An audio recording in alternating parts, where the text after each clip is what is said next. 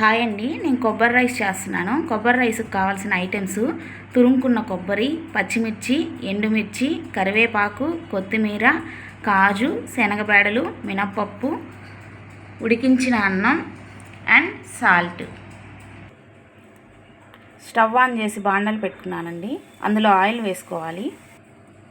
4 spoons oil వేసాను. Oil heat అయ్యాక ఆవాలు వేసాను. నెక్స్ట్ మినప్పప్పు, శనగబేడలు వేసాను. పచ్చిమిర్చి, ఎండుమిర్చి, కరివేపాకు, కాజు కూడా వేసాను. అన్నీ ఫ్రై చేయాలండి. అన్నీ ఇలా ఫ్రై చేయాలి, లైట్ గోల్డ్ కలర్ వచ్చే వరకు. కాజు ఫ్రై అయ్యాయండి. నెక్స్ట్ కొబ్బరి వేస్తున్నాను.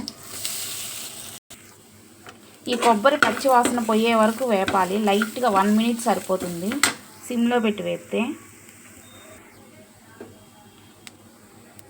సాల్ట్ వేస్తున్నాను కొంచెం. సాల్ట్ వేసాక బాగా మిక్స్ చేశాను.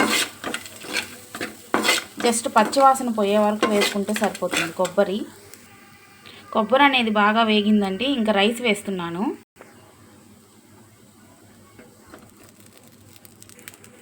రైస్ అంతా వేసాను. రైస్ వేసాక దాన్ని బాగా కలుపుకోవాలి, బాగా మిక్స్ చేయాలి. కొబ్బరి అంతా అన్నంలో మిక్స్ బాగా అయ్యేలాగా కలపాలండి. మొత్తం మిక్స్ అయ్యేంత వరకు కలపాలి. బాగా మిక్స్ అయిందండి. లాస్ట్ ఫైనల్గా కొత్తిమీర వేస్తున్నాను. కొత్తిమీర వేసి ఇంకొకసారి కలుపుకుంటే సరిపోతుంది. కొబ్బరి రైస్ రెడీ అయిపోతుంది. ఫైనల్లీ కొబ్బరి రైస్ అయితే రెడీ అయిందండి. మీరు కూడా ఒకసారి ఇలా ట్రై చేయండి, చాలా బాగుంటుంది, త్వరగా కూడా అయిపోతుంది. రైస్ నేను టేస్ట్ చేస్తున్నానండి. టేస్ట్ చేసి చెప్తాను.